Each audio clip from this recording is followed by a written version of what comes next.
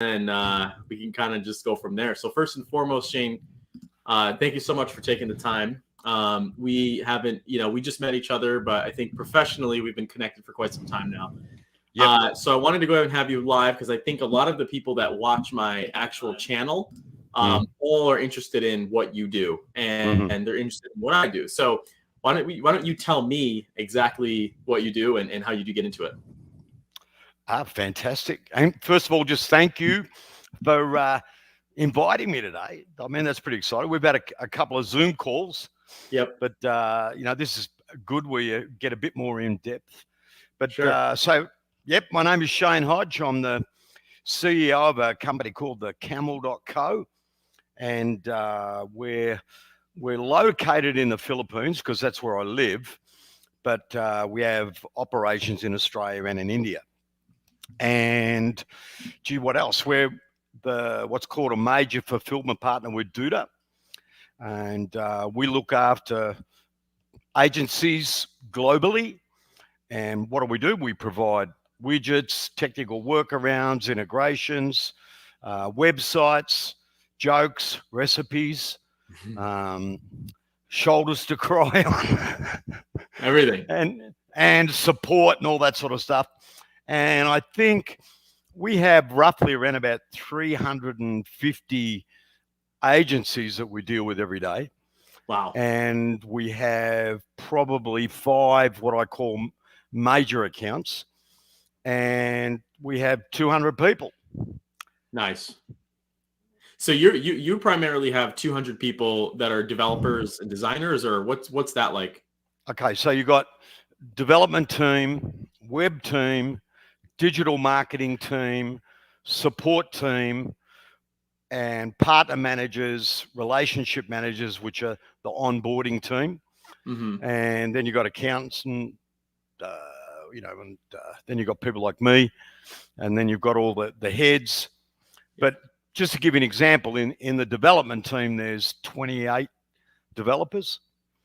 And in the partner management team, which is the relationship managers and the partner managers. Because the way it works is we onboard you with one team, and then you hand it over and you build a relationship and you get together with the partner management team. Sure. And there's 22 there now. Because we went through a lot of changes in 2021. And so the whole organization has been basically, we started in 2013 and we restructured in 2021. Got it. And so how did you restructure? Well, it was funny. We started off and, there was only 2 of us. There was my wife and myself. And my wife, she's a graduate of hotel management, but she's a really great designer. And so she designed websites and I sold them. And as time went on, we just got bigger and bigger and bigger and, more team and all that. But what I found happened, because we're in the Philippines, and you even if you work 22 hours a day, which we do, there was still this lag, in time, and also a bit of communication problem. So back and forth became an issue for us as an organization and for people we dealt with. So early last year, we thought, we've got to look at this because we're good. We've got a great reputation. We've got a lot of customers, but we've got to be able to do this better, because if you ask a question and it takes 3 emails to get it right, well, that's bad. Right. And that was the number one thing. The other thing was the kids, as I call them, the crew, they were a bit Zoom call shy. Yeah. Right? Yeah. Filipinos are very reserved people. They're beautiful, the most supportive. They make great nurses. They're very creative, but they're a bit camera shy. Sure. And we had to work on that. English is fantastic, but all of a sudden you put them on a Zoom camera and they start to freeze up a bit. Right. So we spent probably about 2 weeks just sitting down and saying, let's be honest with ourselves. What are we not good at? Sure. And we ask those customers that we know are not going to give us any BS, what pisses you off about us? And customers we lost, we actually contacted them and said, why did you leave? What did we do wrong? I'm not saying I want to drag you back or anything like that, but I want to improve. And we put all that data into a box and we said, okay, let's pull those out one by one and start fixing it. So one thing we did, it's 1, 2, 3, you're out. There's no more 3 times back and forth, back and forth. If we don't get it on the first one, we automatically set up a call. Right. Because we found a call saves 20,000 emails. Like a Zoom call. Yeah. And so, we also onboard every project. So if we get a brief, we organize a Zoom call, and it might only take 5 minutes. It might take half an hour, but we go through so we understand, agency understands, and we go to work. Got it. And what are these agencies hiring you for primarily? Primarily is site building. Yep. Because we build it, and they can go out and focus on selling stuff. Okay. And if you look at that Duda agencies, there's really a couple of different. There's the one person standalone who builds websites, sells webs, does it all. They're never going to grow. Right. And what they've got to do is make that decision.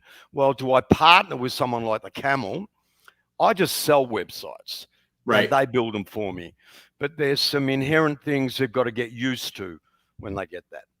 Then you've got the next level, which is a middle agency.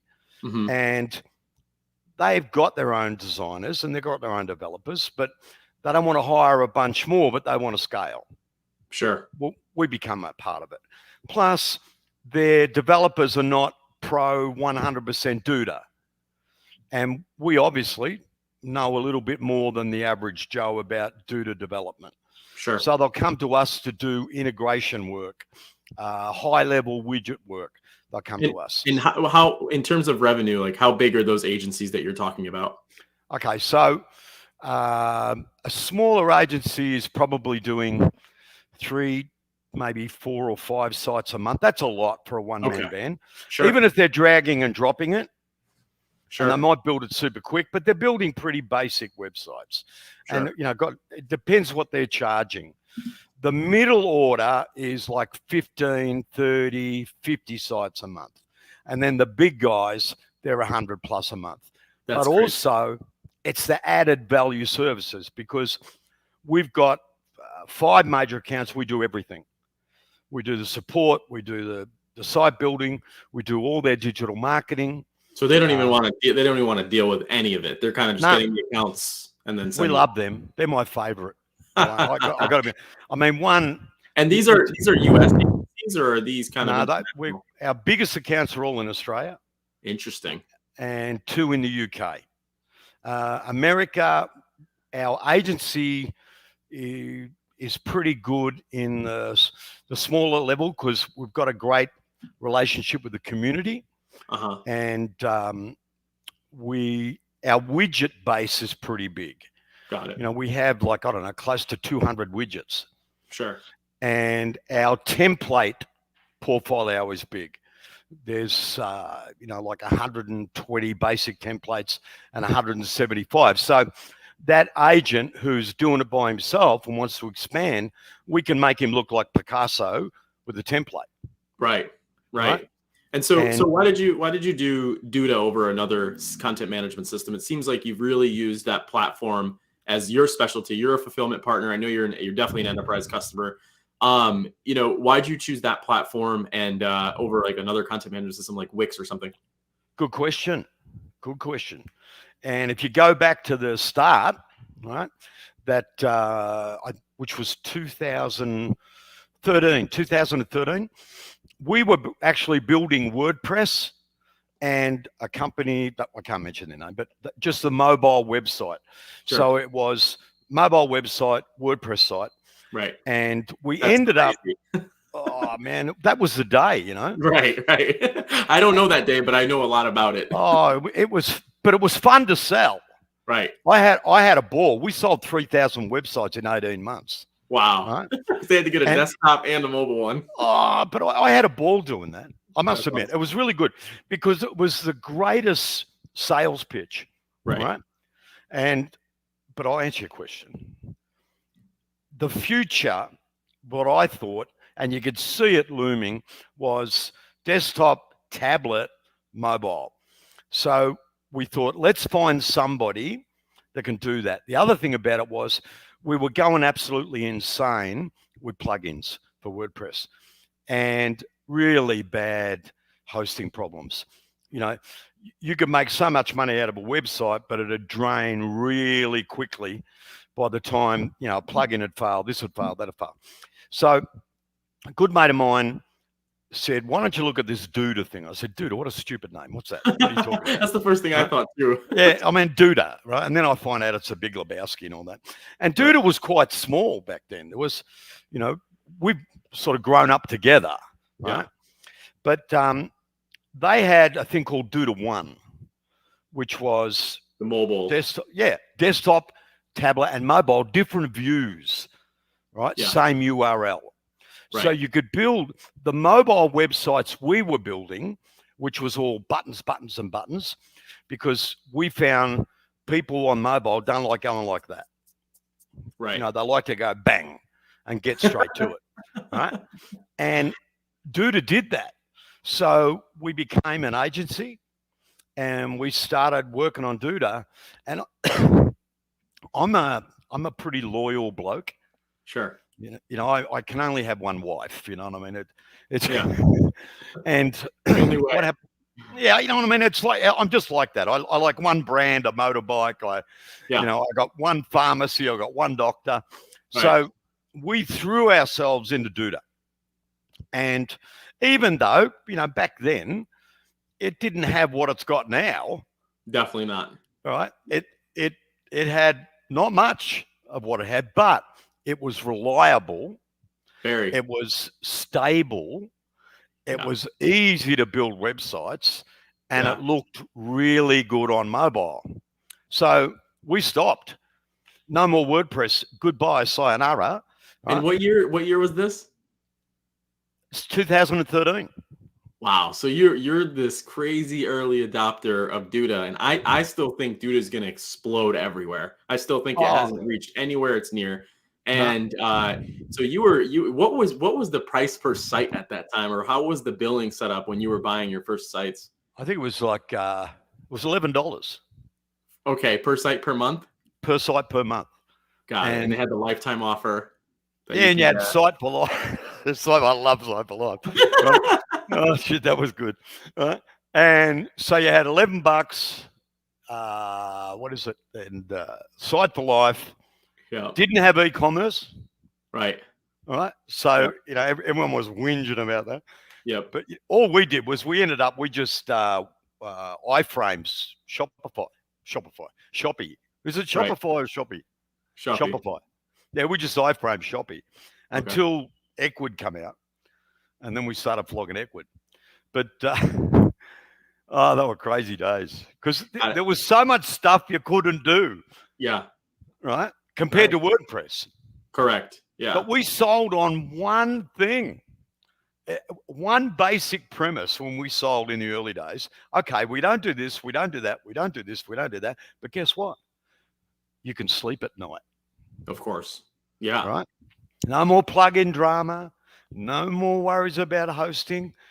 99.99 up all the time. And you're not going to get your customers hassling you. Right. Isn't that much better? I know you want that feature. We haven't got it. Coming soon. Of course, yeah. But so you'll sleep at night. How many sites have you built so far in the Duda platform? Well, if you look at like 300 a month now. Yeah, that's a lot. Right? And so 8 years, it's a lot. But the other thing is migrations. Right. Yeah. We have migrated it like last year. it would have been 150,000 plus pages from other mobs over to Duda. Because you nailed it. What has happened now is Duda's starting to really hit its straps, not on that lower agency, the drag and drop thing's very, very good, but where they're starting to get recognized is in the SaaS market, in the middle of the high agency. If I look at the larger agents we've got, and what we can do now, I mean, it helps. You've got a development team. The integrations you can do. Some of the sites we've built for customers in the US, not the look of the site, but the functionality, the features, the API stuff, things that there were. That's where Duda's really hitting its straps now, right? Understood. And you know what? And they're good people. Yeah. To us, they're like family. We've been there, we've eaten broken bread with them, and we know everyone there. Although they've got a couple of hundred now, we don't know, but Yeah, for sure. No, I mean, it's definitely a good community. That's a good product. So after building that many sites, specifically in Duda, what is the biggest takeaway that you've learned that's made your life a lot easier after building that many sites that you wish you knew when you started? Good question. You got good questions, Ruan. Well, that's because I'm in the field just like you are. So I have some of my. I like that question. I think the ease of building a site, you can build a site very, very quickly. Right. So let's go back to that market where there's that one guy building a few sites a month, making, 50, 30, 40 grand a year or something, right? For him, it's perfect. And his type of customer, that butcher, baker, candlestick maker, you can make a site in one day and have it up and running in 3 days. Beautiful. Right. He's happy. But then with Duda now, if you want to make a better, sexier site, it's easy to do, right? With their Duda Flex and all that other stuff they're bringing into, you can make a bigger, better site, but still faster. And it's more reliable than everything that's out there. If you want a particular feature, you can go to the widget builder and make it easy. Or you can buy one off people like us and others, right? So my microphone, thank you, Mrs. Hodge. My wife told me my microphone needed to come down. So then you got the high end, which we can do so many more integrations, the knowledge of the API and other things that you could do. So what I didn't have when I first started, we could just do those basic sites. Right. If some serious player come along and said, oh, we want it to look like this, it was bloody difficult. And you had to do a lot of code, skill, and code will kill you. Sure. Especially if you're trying to scale as an agency, it's a very difficult service to scale. Yeah, it isn't. I mean, I hate the stuff because it gives me nightmares. Uh-huh. That's why I'm very anti scripts and plugins. I'm so anti. Anyone that talks about that coming in the Duda world, I get very protective. I get into trouble over it. Right? Sure. But I don't like something that's outside the Duda world. I love widgets. Right. But when someone says, especially if they come from the WordPress side, you see it on the Duda community. Well, I say, has anyone got a plugin? Has anyone got a script? Well, that's why we moved to Duda. So we don't have that stuff because it's a termite that's going to work its way within your site. But horses for courses here. Yeah, for sure. Some people don't want to change. Right. Yeah. So, and I believe that a lot of people will change because of like what you said, the content management system, the client communications, the ease of use, the scalability, the deliverability. It's very fast. Yes. So, we got a question here, Shane. Someone, Patrick wants to know if you were still called the Camel. Were you always named the Camel, and how did you pick that name? I've always been curious about that. Oh, it's a good story. Like Camel, because when I first heard about you, I was using Duda, and somebody told me that you were the website to buy widgets from that Duda couldn't natively do, And so I thought it was so cool how you were selling pre-packaged code to Duda customers, which is very smart angle. So tell us about when you picked the name Camel and why you picked that name. Okay, it was going back before 2013, and I'd had a very bad day. It like a disastrous day. All right, imagine the worst. We're talking nuclear holocaust day, right? And I lost a lot of money, and I was pretty devastated. And I thought, what am I going to do now? And I got a call from a great friend of mine, Helen, who's our chairman of our company. Yep. And I call her Auntie Helen. Yeah. And I'm having an event, and she said, "What's wrong?" And I said, "Oh, I feel so bloody down. I don't know what I'm going to do." And she said, "What's the big?" I said, "I feel like it's a straw that broke the camel's back." Right? Yeah. And she said, "What a great name for a business." Camel or just Camel? The Camel. Right. Right. And it was originally called Camel and Straw Media. Okay. Too long. Too long. And it was too long. And I really wanted the Camel, but I had a cigarette issue. Right? With Camel? So was it with Camel? Well, the Camel, they own the camel.com, right? Right. And all of a sudden, the camel.co became available. That's good. That's really good. And I grabbed it, and that was like, I don't know, 6 years ago. Okay. And so we've always been the Camel, but we became the camel.co once that URL was available, and we've been the same ever since. And we love it because it's a bit cheeky, which is like me. Yeah. And if you look at our new website, it's bright, it's vibrant, it's colorful, because that's what the Camel's like. The Camel's a bit of fun. Sure. And that's how it ended up that way. But it was the straw that broke the camel's back. I thought, oh, bugger it. And as a salesman, I love telling stories. So quite often I use it as an icebreaker. Right. Now, people say, "Where'd you get the name the bloody Camel from?" Yeah. Where'd that come from? Oh, great story. Let me share it with you. Yeah, no, that's good. Because everyone has had a camel day. Right. Of course. What I mean? Yeah, absolutely. Where you go, oh, what am I going to do? And Australians are a pretty resilient bunch. Sure. And I think I bounced back the next day, registered the name, and started selling mobile websites. Yeah, and so now you're in the Philippines, right? Yep. And how are you communicating with your team? And what's that like? I see you're like in an office right now, or that's your remote space. What's your day-to-day operation like physically with the people that build websites with you? Okay, so pre-COVID, we have a 2-story building, and that was 22 by 6. Wow. And we had, because it's 2 levels, upstairs, downstairs. So we had the entire team in this building, and we all worked in that building. And, I don't deal with the kids day to day now at all. I haven't done that for a while, thank God. Yeah. Because you got to remember, I don't know how to build a website.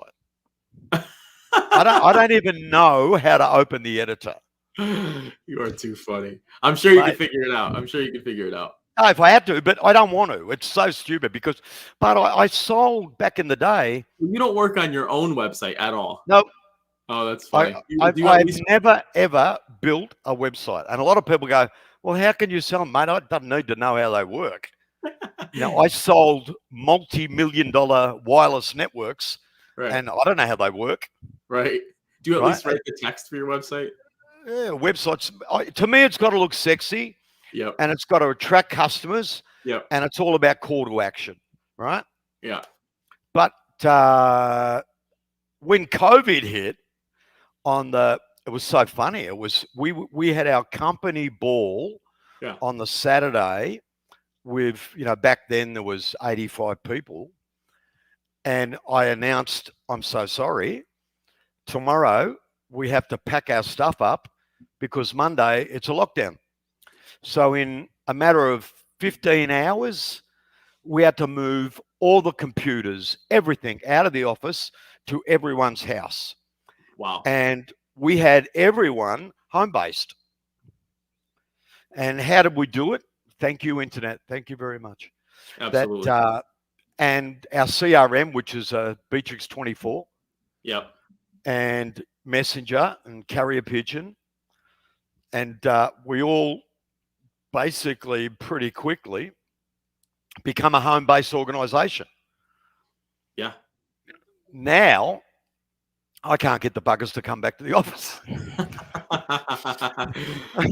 in the same predicament. Oh, well, they love living in their pajamas. Yeah, and I can't blame them because I love doing it too. Yeah, I mean, I don't know about you, but like today I've got jeans on, but normally I've got a shirt, my shorts, and slippers. Yeah. Right? Even in the office? Yeah, Oh, because I'm at home. right. I've set up at home because I don't want to come back to the office either. Right. And I've just, it's like my wardrobe consists of a shirt. Yeah. So I'll get onto a Zoom call and have a meeting with a nice shirt. I have a shave, but underneath is basketball shorts and. That's it. Yeah. No, Ruan, if you stood up, have you got on pants? I got jeans on. You got jeans on today? Yeah. I take these calls very seriously. Okay, but yeah, so everybody just put in your comments. Shane, we're going to be asking you some questions. From the people, tons of questions. SEO expert Sandy wants to know, how is Duda's speed load times and how can somebody potentially make them better? You talk a lot about widgets. What else are you seeing out there from all of the websites you've created that, how can you make them faster? Okay, so Sandy, you're asking me a technical question I'm going to show off. Even though you don't build them. Okay, the good thing about it is Duda as a platform is very, very Google friendly, savvy. They communicate well together. And Duda as a CMS, it's doing a lot of magic with whatever you put in there to make it faster anyway. So what's going to slow it down? It's what you do that slows it down. So if your pictures are too big, if you've got scripts, yuck, right? If you've got scripts in there that you think, oh, you beauty, it's free and it does wonderful things, but you don't know what it does to everything else, that will slow stuff down, all right? So get your images right. Get away the excess crap, that's not needed in there. Because you work it out with websites. I preach it this way. People go to a website only for two reasons: to book or buy. They're not there to be educated and they're not there to be entertained, right? If you look at all the e-commerce sites, none of them are very sexy, right? They just do a job. They get people to book and to buy. Right. People get carried away by creating this website that, oh my God, it looks so marvelous. Right. But it's so slow. Every DevelopMark website. You know what I mean? It's so slow. You just sit back and you go out, have a cigarette, have a scotch, and oh my God, the homepage is up. But everyone gets all pixel perfect and gets all excited. Oh my God, it looks amazing. Yeah. But it's the customer. That's who you design the website for, not you, not your ego, the customer. So what's important? Will it make people book and buy? Is there call to actions all over the place? But to answer Sandy's question, images, main thing.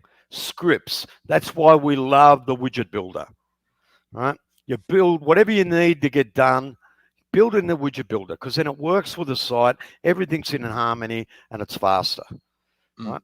And I'll probably get killed by all the technical wizards out there now. Yeah, there's a lot of comments. Wow. And so to piggyback off of that, when you're doing business with a newer agency, what is their main concern with your products and services? So like, what is the average agency thinking about when they're building a website for their client? Okay, the hardest thing is you've got to get them into a frame of mind. And that is, the great song from Disney, Let It Go, Let It Go. Yeah. All right. That frozen feature, I call it. Yeah. They've got to have that. They've got to let go. Right. Not many can do it very quickly. Because why? There's a time delay, right? That we're not sitting next to you. And this is any time you do with any fulfillment partner. If you decide, I need to scale, I need to sell more than one website a week because there's only one of them, right? Right. I need to get the Camel to build them for me. Number one, we're not sitting next to you. So there's a time delay. Right. Number two, we're human. We make errors. Sure. Number three, it all depends on the documentation, the information you give us. Right. If you expect us to be a mind reader, problem. Right. Right. If you turn around and say, it's up to you, whatever you think, I'll let you be creative, right? That's not going to work. That does. So agency comes to you and says, you know what, Shane, I want you to think about all the things to do for this client. You don't do stuff like that? Yeah, we do full custom websites. Okay. But again, it goes down to, let's look at the level of agency. Got it. If it's a small guy that wants to scale and he doesn't want to hire his own people, doesn't have the money to do that, well, we can make him a bigger or her a bigger organization. Right. But they've got to let it go. They've got to learn how they communicate. It has to be, you've got to have a good build form. You've got to have the right information. You've got to give everything to us. Right. Because the killer is the back and forth, right? If you ask us, again, to be mind readers, you'll get a problem. Right. But if you give it to us all, and it's easy to follow, and everything's fine, and all the photographs are there, the content's there, everything's ready to go, we will build you a beautiful big website. You'll be happy and on your way to fame and fortune. Sure. Love it. Paul Munko, who's actually on my team, yep. You've emailed, Shane, asks, how do you handle agencies who don't want to switch from WordPress to Duda? So I'm imagining somebody comes to you and they say, hey, we want to use, we want to buy a template from you or whatever the case may be, but we use WordPress. What would you say is different about WordPress compared to Duda if you were trying to sell it to an agency considering using Camel? Okay, so first up, I hate WordPress. Right. Well, we know that. Yeah, and I mean, they're the enemy. And I've been like that as a salesman. Yeah. I again, my loyalty, but I found I was a better salesman if I hated my opposition. Right. So I hate WordPress, number one.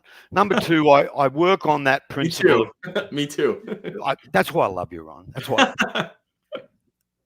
I work on that principle of I love to sleep at night. Yep. So, Mr. Agency, can I ask you, how much time do you waste on support calls, back and forth, drama, sleepless nights? How much time do you waste on that? Now I know there's drama. That's funny. That's it. And that's how and again, now it's easier, Ruan. It's easier because Duda can do so much more. Back in the day, it was a little bit harder than what it is now. Mm-hmm. But if you put WordPress and Duda together, there's not many you're going to lose. Mm-hmm.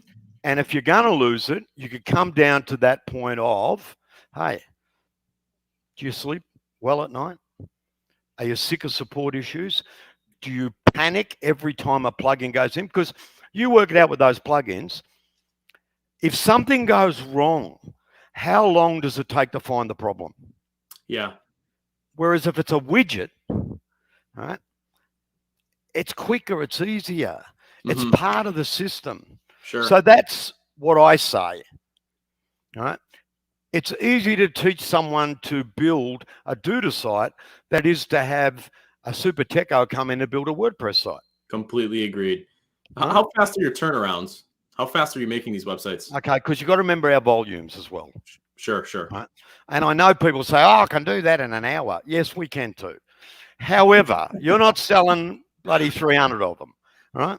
Right. It's like when you go to a restaurant or you go to McDonald's. Yeah. McDonald's will give you the thing in 30 seconds. Right. But a restaurant takes 15, 20 minutes. Yeah, right? We're definitely, for sure. Yeah, so the Camel, let's say a 5 to 10 page basic website. Yeah. We say 3 to 7 days. Got it. That's reasonable. All right. When they're getting bigger, it's 7 to 10 days. Full custom website, because then you got things like mock-ups for approval. because we give them 2 versions, and that's the site where we use our creativity.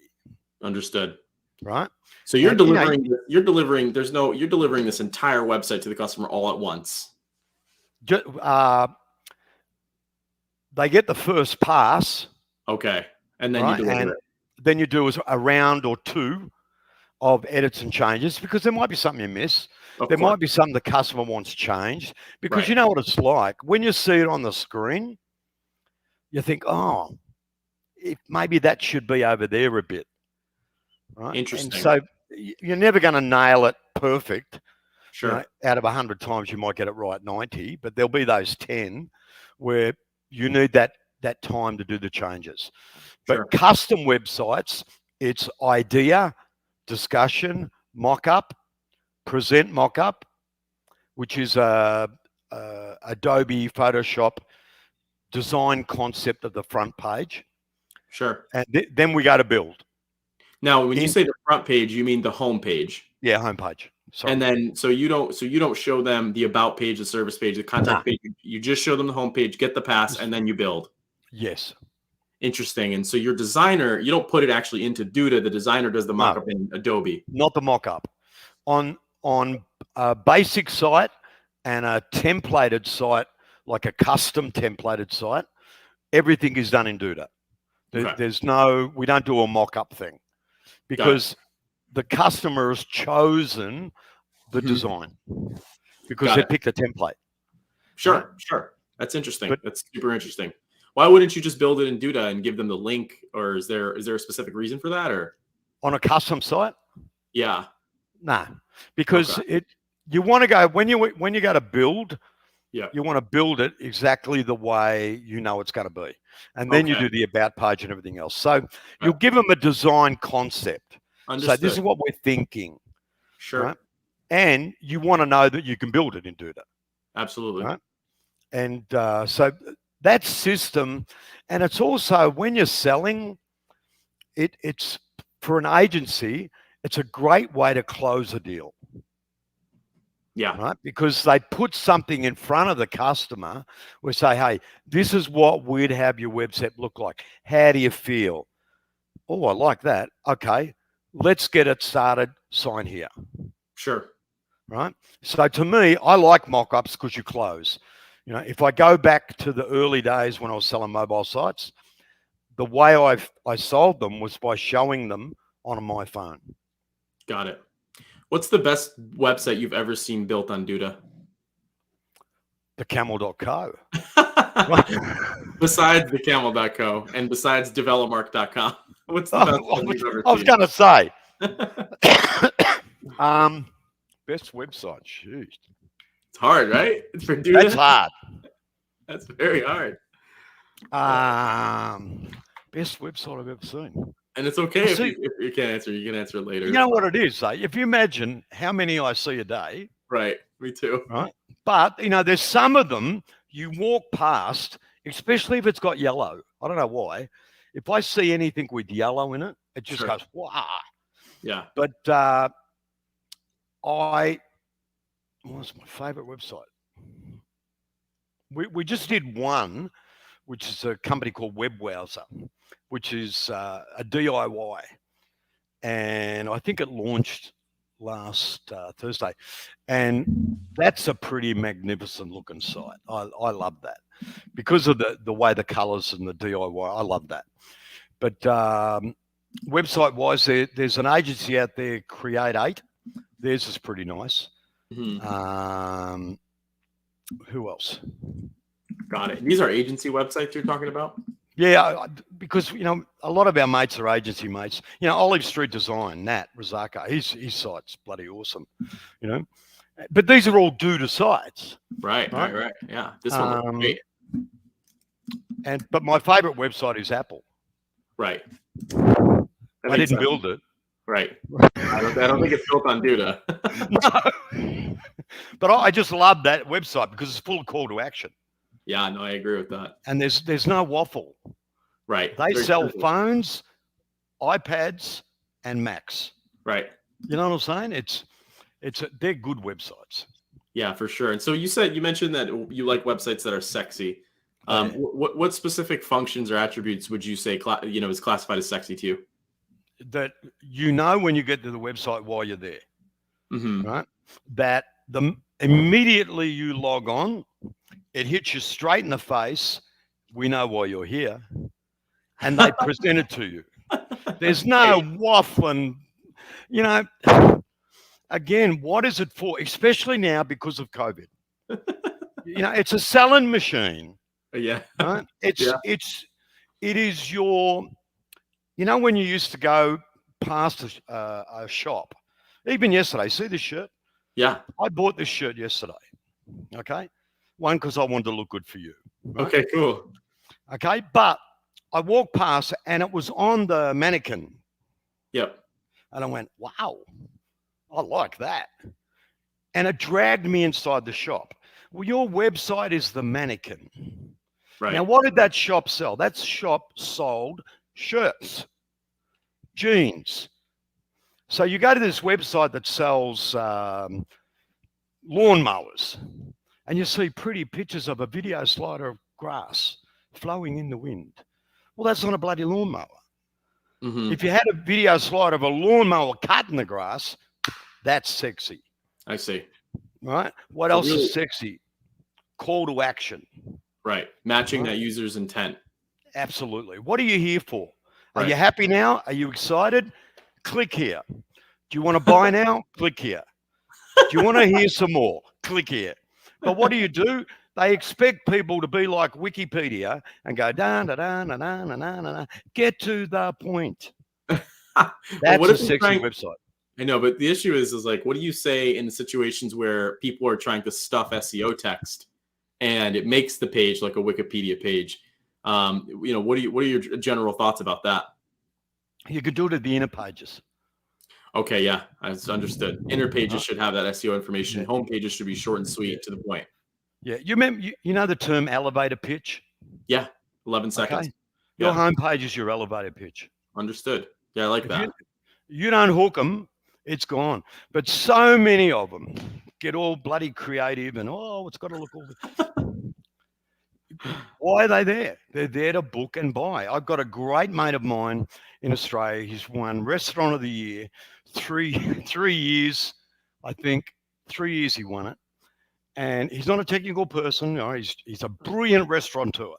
Yeah. But his website, no mucking around. You get on that website, what do you see? His food that he cooks.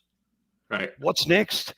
Now I've got your lips shimmering with saliva on excitement. Yep. Press this button and book a table. And you could pay on the website? If you wanted to, you can book a table. You can pay now because of COVID, right? They've had to. And I mean, this guy, it's not a cheap restaurant. It's expensive. Sure. But he made it through COVID. And when, before that, you had to book every day to get in there because it was booked out lunch and dinner. Got it. Right. And his website was, boom, straight to the point. This is what we do. Do you like that? Are you excited? Click this button. Yeah, right. You know what I mean? I'm very much into that, but I understand the SEO point, and I'm fine about that on the inner pages because Google searches all of those. Yeah, they crawl those, yeah. But your front page, that home page, that's it. When they get there, right, they're not Google. They're not an algorithm. They are a purchaser. They're a booker. They're a buyer. So the home page must appeal and be an attraction to why they're there, right? And I feel that's lost, right? And a lot of people that, they just, it's like it doesn't get it. There's no elevator pitch. I can remember years ago, I was selling PABX systems. Back then they had them, right? And I was in a lift in the Hilton Hotel in Melbourne. And into the lift walked the CEO of Nissan, right? Which was a pretty big company. He was a very well-known guy. Sure. And I thought, I'll hit him. I said, hi, my name's Shane Hodge. I really admire you, blah, blah, blah. And he said, what do you do? I said, I actually sell telephone systems. Tell me a bit about it. So I gave him 30 seconds and I got an appointment to go and see him on the Monday. Nice. A website's got to be that. Yeah, elevator pitch. Elevator pitch. Sure. So appreciate that. Benjamin asks, which 3 to 4 packages would you recommend to offer to start with? I'm guessing Benja's a freelancer that probably is on that smaller side that you mentioned where he manages 5 to 6 websites per month. What packages would you start if you were looking to start with freelance on Duda specifically, let's say? I'd look at having a basic site, which is what I call butcher, baker, candlestick maker. That's 5 to 10 pages that you could, bump into. Again, it's old school, right? But you could bump into a butcher, a baker, a candlestick maker who is looking for that better web presence, that first impression, that customer attraction, and just sell them a templated basic website that is at a reasonable price per month, even better, right? And you mean like you're just seeing them, you get an elevator pitch, the price is so good enough that they're like, you know what, I'll entertain it. Yeah, let's go. That's great. I never even thought about that. What did you call that? You said the what? What's that model? What's that package? That just a first web impression, customer attraction program, which I love that. Right. I hate saying I sell websites. Sure. Because everyone else sells websites. And that's another thing you've got to learn, I think, when you first start up. Everyone sells websites. What do you do different? Right. Right. Why did the Camel, the little Camel, end up where it is today? I'm not a website designer or developer, but I'm different. And I think you've got to make that thing. What makes you different? Yeah. And it's the same with the actual website. What's in there, that's different. Right. What separates you from the rest of them? So your first package, what's separating you from the rest is you caught a person at the right time with the right price, with the right website. What would be your second package? The second package is then you go a little bit more customized and you're sexing it up and you're making it more branded, right? So it's more you and it's more in depth to what you do, right? And you spend a little bit more money. You probably, then we get into the SEO side of it and then we get into all that other stuff, right? You've paid more money for images, all that sort of stuff, right? That basic gig is getting you up and running, but you're looking better than the guy next door. Right. Right? Yeah. And you get it into call to action, which is the secret of success. Sure. Right? You've got to try and close people. With the website. Yeah. I mean, if you don't have a mechanism to close, it's just been a conversation. Yeah. One-way conversation worse. You know what I'm saying? How many times have you gone somewhere and the guy or the gal did not say, well, can we deliver it tomorrow? Right. And you've walked out. I do that every time. I will never do it unless it's there. You know what I mean? Like you've had the greatest pitch, the greatest demonstration, the greatest presentation, but no one's asked you for the order. They didn't close the sale. Didn't close the sale. That's why there's salesmen and there's order takers. Of course, yeah. Right? I've heard that the rest of my whole life. Oh, bro, I just it breaks my heart. That call to action is the close. Got it. Right. And so, what would your third package be? If your first would be that beginner, full custom, more custom, so full custom, and then you're getting into e-commerce. Are you getting into chat? Right? Are you getting into offering online services? Are you getting into specific integrations with things? Sure. Like you might have a basic restaurant site, and all that had is your menu and booking, but then you might want to go a step further. Well, that's a full custom site. And then you might even just the basic one, well, we just want to make it a bit prettier, a bit better images and all that, a bit more branding. Well, then you go to the second version. And how much would you charge for each of these packages? If you were Benja, of course. Cheap. Too cheap. You're going to make me cry now. what would you price? I'm curious. I'm going to cry. Okay, we start off with and imagine these are for agencies. Sure. So this is so they can make money. I'm a bit of a Mother Teresa, I think. Right? So we have what's called Site 180, which is 5 to 10 pages. Yeah. Basic website. Yeah. Basic template. You can do anything you like as long as you only change the color and your logo. That's it. It's your content. So we give you this basic template. We build it for you and make it look beautiful, and we publish it. Then we have Site 300, which is, these are all, the first one is Camel or Duda templates. The second one is Site 300, which is premium templates. So it's sexier. Right. More glamour, more glitz. A lot of them have widgets in it. So they've got, video sliders and all this sort of stuff. And that's 5 to 10 pages, and that's $300. Now, an agency, the first one, they could sell that for $800, no problem at all, and it's cost them $180. Why would you build it yourself?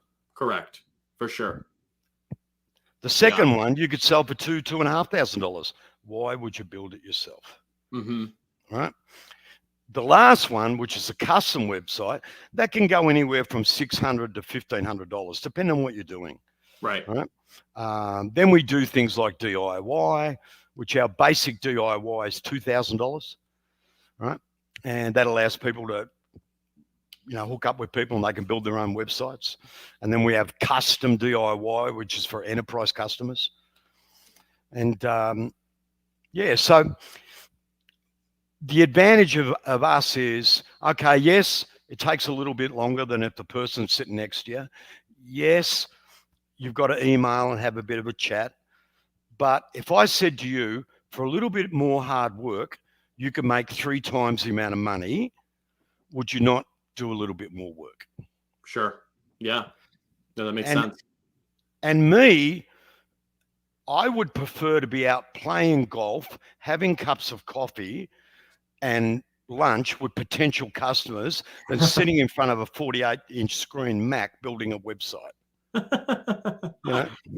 it. Yeah. And I mean, I think a lot of my audience does do some sort of white labeling right now, whether it's whatever company they're using. The reason why we don't do white label, and I think you kind of get this, is because I love doing the work. And so I know but there's nothing wrong with that.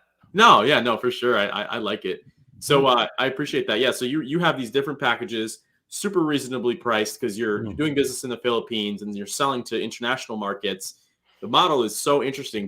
Are you taking like cryptocurrency as a payment at all with international work? No. Okay. No. Got it. I don't know. I love cold hard cash. US dollars. No, I don't know. Maybe the day will come, but now we're just normal cash. PayPal, Stripe, thank you. Credit card, press hard, thank you. Understood. Right? And, so AJ asks, sorry to cut you off there, Shane. In terms of scaling an agency, how does one compete in a saturated market where they can get Fiverr freelancers for $200? How do we compete with that mentally? Okay, I might get into trouble for this. So, what's wrong? My mic again. Oh, my wife's picking on me about my mic. Okay, freelancers, here you go. What do you got to worry about a freelancer? My favorite story about freelancers, I tried using freelancers back in the day. You got to worry about, are they awake? You got to worry about, where are they? You got to worry about, will they finish it? You got to worry about a whole bunch of stuff. And if you look at Fiverr and all the other ones, anybody can look really good on Fiverr. You can bullshit your way through anything and you look so attractive and you get people to sign up and, oh, please, freelancer, build my website. They can present well if you talk to them on Zoom and all that stuff. But if you want to put your business into the hands of someone that you just picked up off a website, go for your life. Right? Happy days. Or you can go to someone like the Camel, which is a Duda fulfillment partner, or you could go to Olive Street Design, or you could go to Web Dev Oval, right? Any of those guys. You can go to the Duda expert page, and you can get somebody there to build your website for you. But AJ might be talking, it's a customer. Right. Same story. Right. So you want to sit down with someone from Uzbekistan, Pakistan, who you just met online, and let them build. You've got to be brutal about it. Sorry. But you're fighting for your life here, so there's no need to be nice, right? And you just tell them, do you want to put the safety of your business in the hands of someone that's on a telephone call sitting in a phone box somewhere in Nanagoon, or do you want to do business with me, who's in front of you, who lives in the same town, who'll look after you and take care of you, and I built your cousin's website and they're killing it? Yeah, so I mean, you know, AJ, Shane has, that's a very good answer. Extreme confidence. I mean, you have ultimate salesmanship. So I think you're so confident that you're not competing with a freelancer, because freelancers will drop your project. They are prioritizing other projects, so they have a lot more going on. And when you get dedicated support from a company that you've built, as an example, Camel, where you have intellectual property of your processes to get it done very quickly, it's easy to sell a customer. Now, if you didn't have the Camel, Shane, let's say, and you were just starting out, how would you approach that same customer with that request? I'd sell them on my good looks and personality. Well, I know that's first. I know that's first. But I did that. I mean, when I started, and not only just websites, many other things that I've sold, that I didn't even have business cards. I still don't have business cards. I don't have them now either. I still don't have business cards. Why don't I have business cards? I don't want them. Yeah. You see this face, take a picture. Yeah. Right? You know what I mean? Go to my website. Yeah. If my personality doesn't impact you, right. What's my business card? What's going to happen? You're going to use it as writing on the back of it. That's so true. Yeah, it's true. It'll be laying in the street, right? Who cares? But I didn't, you know, I can remember getting a bus, you know, to an appointment, stuff like that, right? This is back in the day stuff. And I'm in there, and the guy before me was huge, professional champion. And I had to sell him on my personality. I had to sell him on my commitment, my loyalty, all that stuff, right? So it's even the first major account we ever got, the first one. We beat the biggest in the world, okay? Now, the biggest in the world had managed that account for 3 years. And it's a big account. It's $1 million a year. Wow. Right? Wow. It's a big account. That's a big account. It is a big account, right? And here's the little Camel. Right. This little Australian bloke who, you know, I couldn't sit in front of them to close the deal. I had no representation in their country of origin. I did every presentation over the phone and Skype, yet I won the business. I beat the biggest in the world. And I'm bragging about that, but I'm proud of it. Of course, yeah. How did I do it? Because I sold on the fact these guys don't give a rat's about you, right? You're just a number, right? You look attractive on their website as a logo, right? But for 3 years, what have they done for you? Have they helped you improve your business? Have they helped you develop new products and services? When you got a problem, how hard is it to get fixed? Can you call the CEO direct? Mm-hmm. If you look at the Camel customers, anybody can get me on Messenger. Anybody. Sure. And that's one of our biggest positives that we have, because I get it every day. You know, even yesterday, a customer from Germany who was unhappy. And I love it when they're unhappy because it gives me an opportunity to make them happy. Sure. Right? And he sent me on Messenger. He said, I'm shocked that you answered. You're the CEO. I said, yeah, but you're a customer. You know, without you, buddy, I'm nothing. Mm-hmm. Right? Is that going to happen on that large corporation that you're dealing with? No. Now, that was 5 years ago. In the last 5 years, every year and a half, that contract comes up for renewal. Every year and a half, I've done battle against some of the biggest fulfillment partners in the world, and I've beaten them. Why have I beaten them? Because the CEO of that company, we're good friends. I've broken bread with him.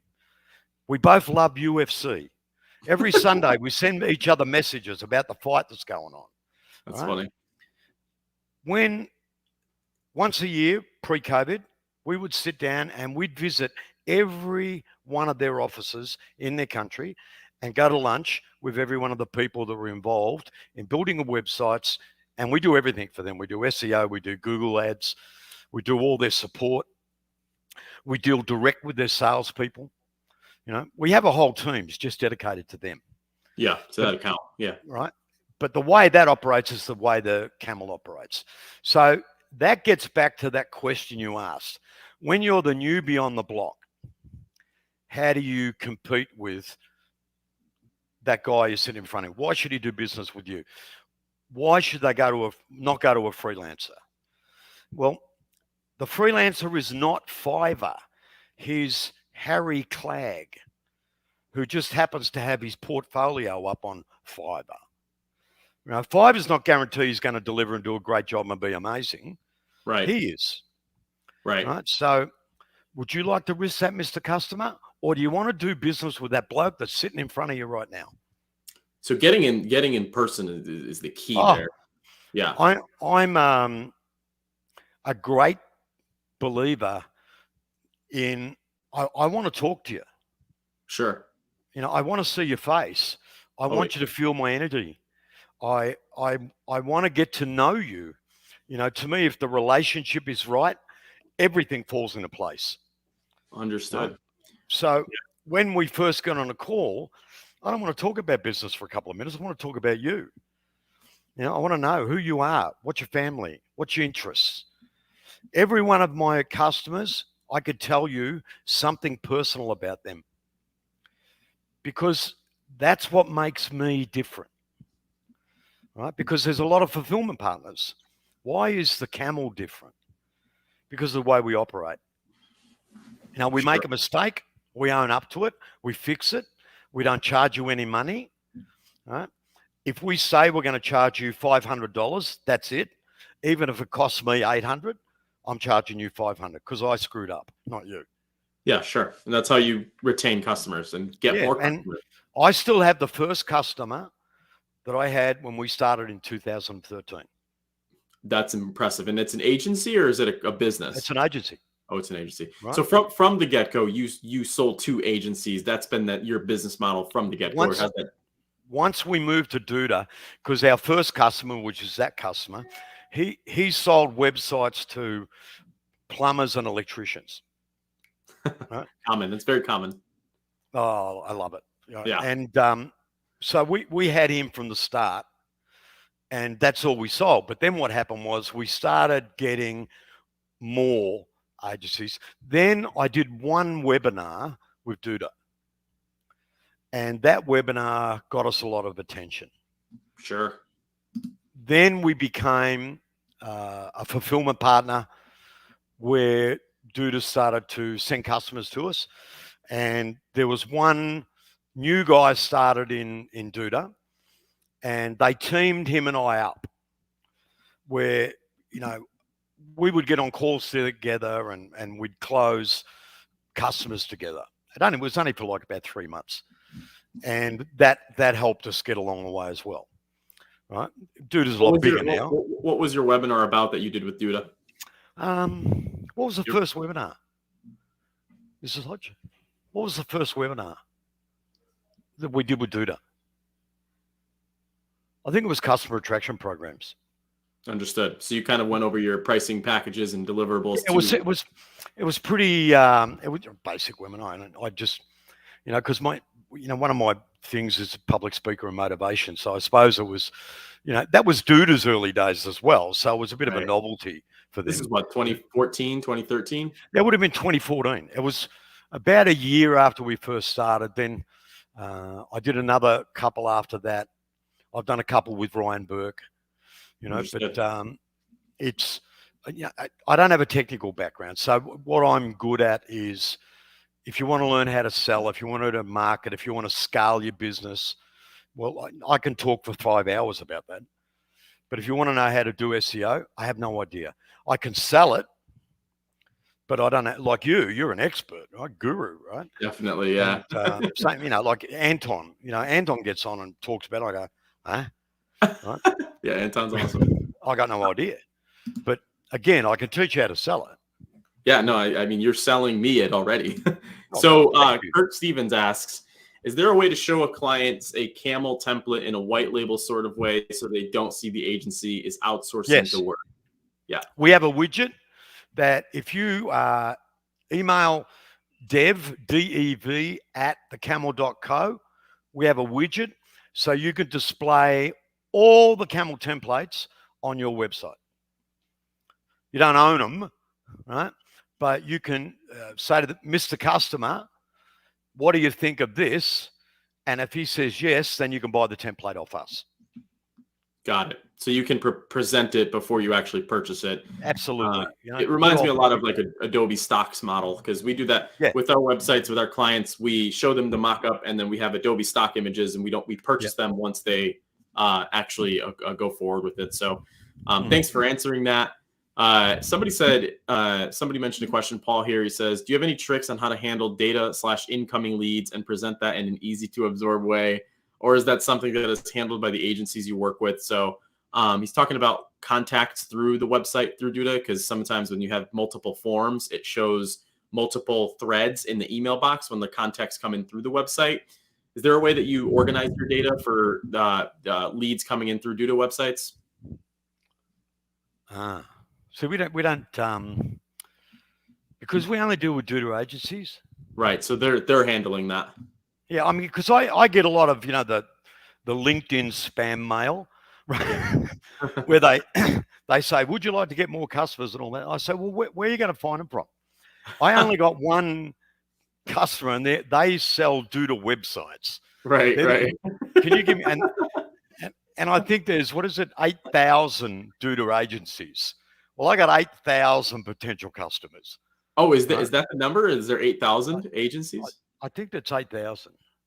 Okay. You know? Okay. I know on our database, because we send out a newsletter every month. Sure. And I know that we've got about 1,700 in your database. In our database. So that we've dealt with. We've got 372 we deal with often. Got it. Right. But I'd love to deal with the 8,000. I'd like that. But you know, there's a lot of them. As you said, you like to build websites. You do. I love it. And the's nothing wrong with that. I love to cook. Right. And people say, why don't you just order it? I like cooking too. Oh man, I love cooking. I love the chop. And I love, like, especially French food. Yeah. I love the challenge of cooking French food. Sure. You know, and I always feel like I've got Gordon Ramsay over my shoulder. Yeah, judging you. Yeah. And I love it. I don't know if you do that yourself, but I love cooking French food, because I suppose that's like building a custom website. Right. The same challenge. You've got to be delicate, a little bit of sexy in there. And it's so finicky when you add things in. The temperature you cook it at. Yeah. You know, and the amount of butter you put in there, because French food's got butter all over the place. I love it. Right. Yeah.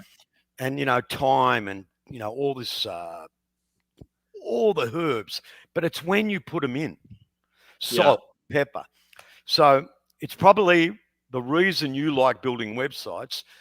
I'm the same when it comes to cooking. You know, riding motorcycles, I'm so precise because I ride very fast. If I don't do it right, I'm going to die. Right? Yeah. So I understand why there's a lot of people like to build their own. I mean, there's, you know, a couple of Duda agencies that might only sell 2 sites a month, but they'll sell them for 10 grand, you know? Yeah, it's kind of like us. We do a little more than 2 months, but you're definitely right. It's a different model. Yeah. So we have a bunch of questions here, Shane. I just want to make sure that you're good on time. We're about keep going. I'm having fun. Okay, good. I'm having fun too. So somebody asks inside of here the importance of recurring revenue when it comes to scaling. Recurring revenue meaning customers paying on a monthly basis with an expected rate to get them afloat slower times. You know, what's that like, and how's that impacted Camel? My man, Darren Savage. He's a good man. Oh, okay. Right? You know him? Yeah, it's really funny because a lot of these names popping up, I know them. And oh, cool. Nice. Yeah, I just said, Darren's a good man. And they're asking the good questions. Yeah, same as AJ. I love AJ. You know, so Darren, you know, if you ask me what's the biggest success, the biggest recurring revenue. Right? Sure. If my goal, it was a real simple goal. I got to the stage where I think my OPEX back then was like, I don't know, 20 grand a month. Let's say 20 grand, right? And, you know, I used to hate it that every month, the first of the month at 9 a.m., I'd open that front door and I'd go, oh, shit, where am I going to find this 20 grand this month, right? I hated it, you know, every single month. And I thought, enough. I'm going to have it that when I open that door at 9 o'clock on the first of the month, 20 grand comes in. Recurring revenue. Sure. Right? Yeah. So what did I do? In my case, because I'm a fulfillment partner, I'm not selling websites like Darren does. And we'll get to Darren's thing in a sec, right? Right. What do? I set up my first thing, which was unlimited edits and changes, $20 a month per site. Okay. And I think the first one we sold was for 10 websites. So there was $200 a month come in that front door on the first of the month. And then it got to 50 websites, 100 websites. Now it's a lot of websites. So the 20 grand, after a period of time, I opened that door, in comes the 20 grand. Recurring revenue. The next one, we started to get into SEO, your passion and joy. Sure. Now SEO, what's the beauty of it? You can't just do it once. You got to do it every single month. So we started local SEO, which is a maintenance program. It's not going to guarantee your front page, but it's going to guarantee that Google knows you're there. Got it. That's a very big difference, by the way, too. So I'm interested in hearing how you came up with that difference. Was it from a client experience that was expecting first page rankings, or, you know, how did you make that determination? I talk about that all of the time, specifically with SEO, because clients, they read blogs online and they're expecting first page rankings. What's the difference between that? I mean, between telling somebody they're going to get first page and doing maintenance. What are you doing in that maintenance? Okay, so CM, who heads up the team, I can't remember, there's a lot of people in that team. Sure. And the reason we come up, and Darren, I'll come back to recurring revenue, but with SEO, what happened was everyone wants to be on front page, right? But you know. Of course. Right. Yeah. Why wouldn't you? How hard is it to get on front page now? Depends on the business you are. Depends on the business. Yeah. Now, if you're butcher, baker, candlestick maker in a suburb of downtown Orange County, you got a chance of getting on front page. You got a chance. Right. If you do some local SEO, if you do some blogging, if you do some Facebook hashtagging, if your meta tags are right, if your data's right, if your content, right, is hyperlinked, all that stuff. The average butcher has no idea how to do that. Right. And you have to do it every month. Right. So for $99, we will do a monthly program for 12 months. And every month we're going to do something that relates to that will make Google notice you and give you the chance to be on that front page. Can't guarantee it because nobody can unless you buy it. Right. Yeah. But you need to be in the game, brother. Right. And you're not doing anything. So you've got these workers out the back every month are doing something for your company to get you up and running on local SEO, and they cost you $99 a month. What do you feel about that? Great. Recurring revenue. Now I got $99 a month, Darren, coming in because I Didn't sell them on, I'm going to get you on front page. I sold them on the fact of Google's got to know you're there. Mm-hmm. That algorithm's got to knock on your door and here's somebody's home. Sure. Right? So you got to do it with a maintenance program. It's not a front page program. You want me to do that? I'll charge you $5,000 a month. Right? Even then, you can't guarantee it unless you buy it. So, and that's written in my terms and conditions. Me too. Yeah. You know, I can't guarantee you front page, or you won't catch the common cold. None of that. Right? So, what have you got, Darren? Edits, major changes, local SEO. I think everyone's going to agree with me that's in that business. It's the greatest recurring revenue machine you can get. Right? Yeah. And we white label it. Right? There's a little plug there. Right? If you want to do that, and we have a lot of clients on that. The next one, if you get into one of the most underrated things with Duda, they call it customization, right? Simple thing, it's a pop-up. And you can program it, you can have it time of day, you can have a device, you can have all sorts of things. And that is a marketing machine. We market that as a monthly marketing maintenance program. So for $20 a month, we'll put a pop-up and we'll program it. So when your customer goes to the website, bang, your monthly specials come up and hit them between the eyes. If you're a pub, your happy hour, we would program it for 5 o'clock. Someone hits your website at 5 o'clock, bang, up comes your promotions for happy hour. Understood. That's another beautiful recurring revenue. And it's a Duda thing that a lot of people don't sell. Interesting. So you're selling these packaged smaller items and customers by the grand scale, and these things that you're selling don't need a lot of maintenance. No. So it's an easy sale because you're saying to the customer, would you like fries with that? Right. You know what I'm saying? So they've just spent, say they're spending 150, 200, 300 a month with you on the website.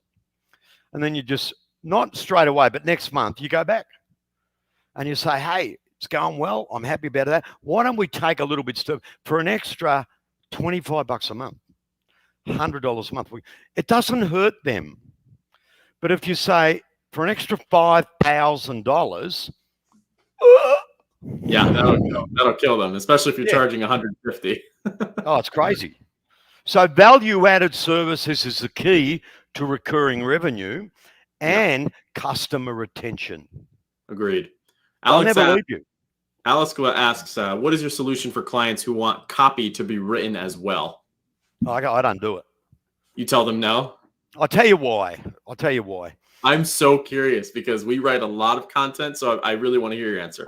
I'm a writer. If you read my blogs, right? Sure. I'm a writer, but I write. Nobody can write the Camel blog but me. Right. Nobody. Why? It's in my style. It's my sense of humor. I write as a storyteller. I've tried to get other people to write. Can't be done. Right? The Camel content, I write most of it because the Camel is me. But now I've got people that have been here for years. They think and they talk and they act like me. They can also help write the content for the Camel. But if I'm Billy Butcher in downtown Wollongong and you want me in the Philippines or Uzbekistan or Mumbai to write content for you, I'm not a butcher. I don't know your local culture. I don't know your customers. So I'm not going to write content. That's why we don't do it. Right? The client always provides it. The client provides it. Now, I can help them by giving them some ideas, but I don't write it. But then there is some customers that need people like you. Yeah. Right? They got the idea, but they're not skilled at putting the words on paper. Sure. Yeah, I agree. But you work together. And, you're like is it called a ghostwriter? Yeah, kind of. Yeah, you're like a ghostwriter. You are a ghostwriter, yeah. Yeah, or you're an editor. Right. Some people famous person, they ask him to write a book. He can't write, he can't read, he can't speak. But he's got all these memories, and he's got, like Mike Tyson. Do you reckon Mike Tyson wrote his own book? I've never read it, but that sounds You know what I mean? So they have someone write it with them.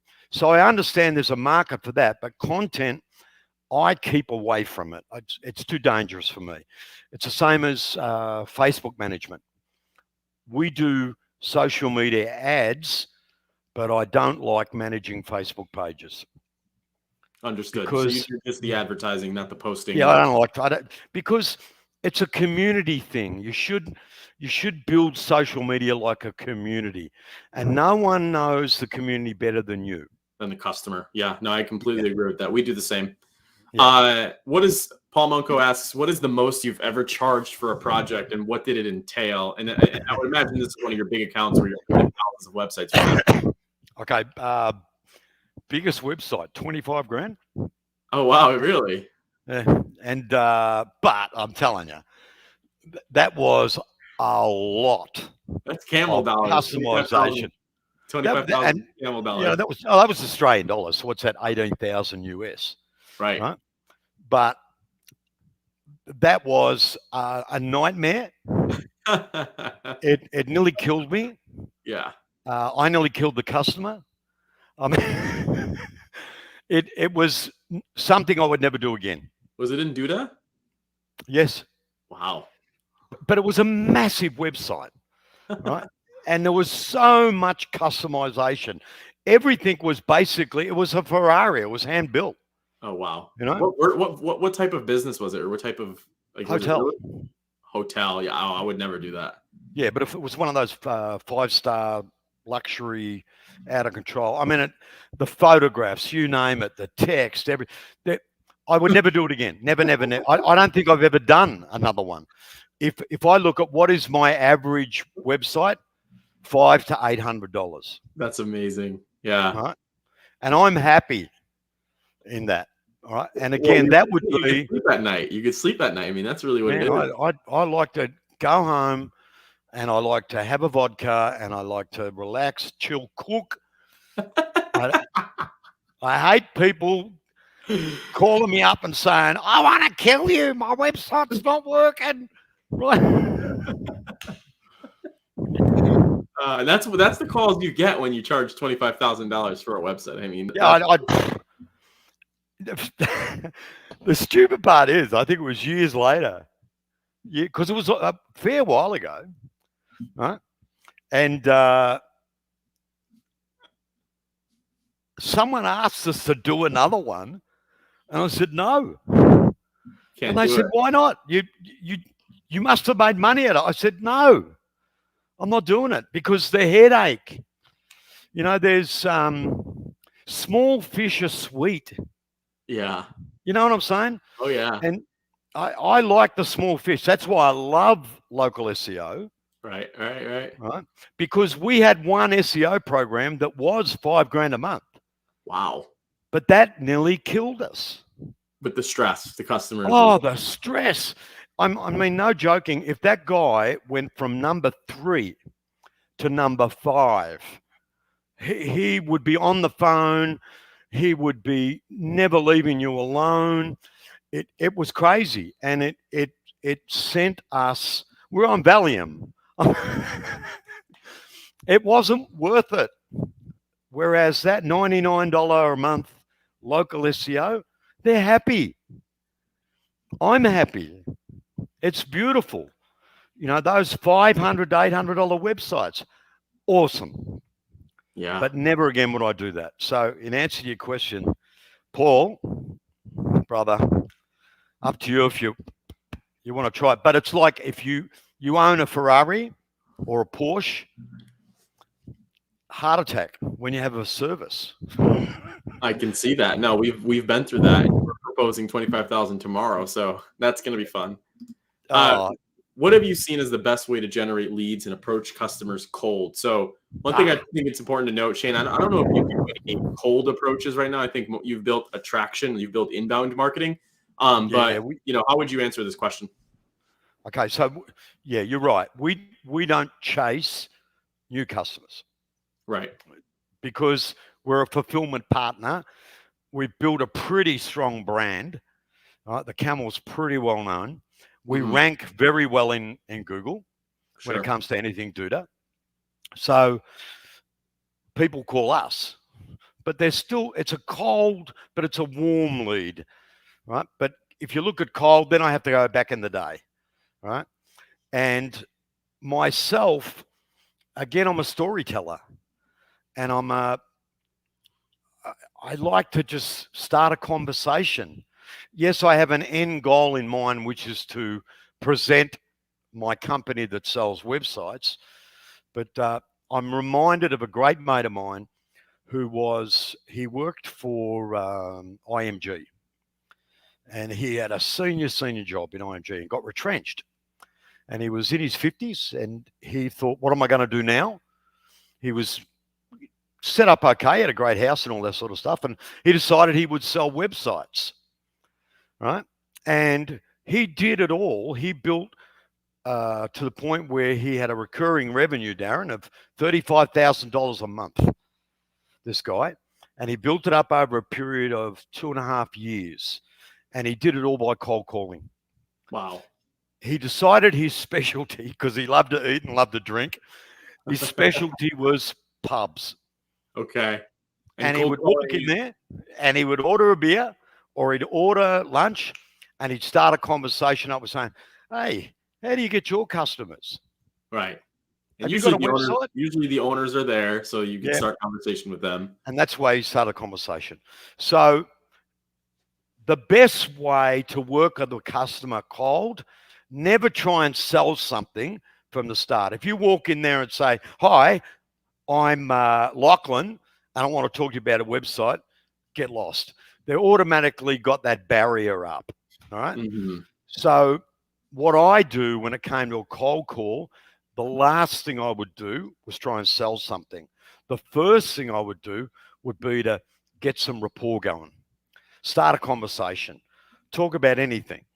Right? How do you do that if you're remote and you can't get access to starting a warm conversation in their pub?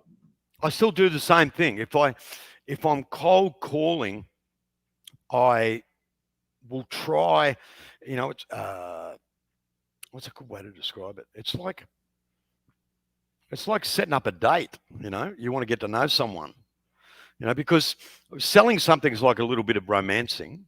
Right. You're trying to get them to fall in love with you. Yes, for sure. Right. And especially in the business we're in, you want them to love you. You want a long-term marriage almost, because you want that recurring revenue. So again, when I get on a call for the first time, I'm usually talking about something that I noticed, something that's happened during the day, right? Their business. If I've noticed something about their business, like I would call people with billboards, or if I walk past their store, or I drove past, or I saw their Facebook page. Hey, I just want to tell you, I saw your Facebook page. I really found that interesting. Where did you get that idea? I just want to give you a call. I noticed on your Facebook page this particular thing. Can I just ask how you come up with that idea? Have you utilized that on your website? And that way I'm doing exactly what I would do when I was outside, but now I'm doing it on the phone. Right. You're laughing. What happened? There's a comment in here from Darren that says, if you had to choose between switching over to WordPress or eating tofu for the rest of your life, what brand of tofu would you go with? I hate tofu. So I lived in China, and I lived in China for 4 years, and I never ate tofu the entire time I was there. I don't know. Do you cook tofu? I don't cook tofu. No, I just had fried chicken. So you're a fried chicken man. But it was what's for dinner tonight. Oh, crazy, Darren. No, I don't know. But so if you ask me, what is it? If you had to choose between over to WordPress or eating tofu, what brand? You'd be doing WordPress. Mate, I couldn't do it, and I'd lose all my credibility because I hate them. It's like Wix and Weebly, right? I hate them. Yeah, no, I get that. Although it is tough. Well, thank you, Shane, so much for coming on. I appreciate it. This was certainly a really good time. We went a little over the time, 30 minutes, so I appreciate you taking the time. And then, so we'll probably have you back on. I'm sure there's a lot of questions that people have after this video ends the broadcast. So I think before we go, anything else that you want to say to the audience? Primarily people watching are either freelancers or agencies that have average, probably I would guess 5 to 15 customers on a monthly basis, who are all eagerly trying to grow, and they all have the capability to grow. What would be your last comments to that? I think the number one thing is, again, there's guys like you that love to build websites. That's fine, all right? Yeah. And I'm not saying don't do that. But what I'm saying is there's only one of you. And if you want to scale, you've got to let it go. You don't have to let it all go, but let some of it go. But you've got to have the patience, knowing it's not going to be like people sitting next to you. Right? That it'll take an adjustment. So first one, let it go. Right? Second one is Darren nailed it. Start thinking of a recurring revenue program. Ask yourself, open that front door and say, how much has got to come in here every month? Because it's a hard slog. Every month, starting all over again. You're only as good as your last performance. Well, I hate singing the same tune over and over and over again. Right? So it's a case of let it go. If you want to scale, get into value added to create a recurring revenue stream. Have fun. Stick with Duda. Be loyal. There's fulfillment partners out there. Find out which one you're happy with, who you're comfortable with and work well with. There's some agencies, I can't work with them. We're just not the same personality. But then there's others, we're great friends, right? And we're partners. I want to be a partner in your business and help you grow it because I make more money, you do too. Right? So get a loyal partner, someone you work with because you become part of their business. Let it go. Get into the recurring. Darren's nailed it with that question. That's a good question. Last bonus question. What's your favorite way to reward your team? I give them love. We have two things, but I love my team. Yeah. I will die for my team. And the average person has been here 5 years. Wow, that's good retention. All right. It's crazy. But we have what we call the Food Panda Award, which is every Friday. And you don't have to be a superstar. You just have to do something that made me smile, made me cry, because I'm a crier, right? And every Friday, I award that at 4:00. And you wouldn't believe how many people love getting that award. And they can have lunch or dinner delivered to their house. Right? Wow. Yeah. So that's one reward. That's great. Yeah, it's crazy. If one of our team gets a shout out by one of our clients, then they get a financial reward. We give things that way. Every team member's probably got 7 different Camel t-shirts because we love everyone to wear our brand. We have a ball every year. We do team building. We have random lunches, right? Because even though the building's not full, but the teams will have team meetings here once a week or something, then I'll just randomly turn up and I'll buy everyone lunch because it's a Filipino thing where everyone shares everything. If you've got a block of chocolate and there's 10 people, you've got to cut it into 10 pieces. Sure. That's the way the Filipinos work. And that's why it's very hard in the Philippines to award an individual. I can understand that. I can certainly understand that. Yeah. Like if I say to one of the crew, congratulations, they will automatically say, boss, I didn't do it by myself. You're right. that one helped me, that one helped me, that one helped me. Yeah, there's a good culture. That's what culture should be like. Yeah, I love it. It's we couldn't do it without you or her or him. That's the way the Camel team works. And when one is disappointed, they're all disappointed. Right. So it's, Right. you all march as one. Yeah, and now it's great because we're actually growing, as in the kids are now married. Wow. And they're having kids. So we have what we call Camel children. Nice. And they wear Camel singlets and Camel t-shirts. So I think I've got 5 Camel grandchildren. Wow. It's one of the things I love about the Philippines. It's such a family, orientated, community, unbelievable support people. That's why they're really good at BPO business, doing telephone support for American companies, which is massive business here. I know. Right? Yeah, I believe it. Yeah. All right, now I'll shut up. But I can I just thank you personally. Okay. I've never done a webinar like this where it's like you and I are having a chat at your house, or we're sitting at a bar, right? Yeah. And we're just having a chat. Normally it's like 30 minutes. Here's the questions, right? This was great. I enjoyed your format so much.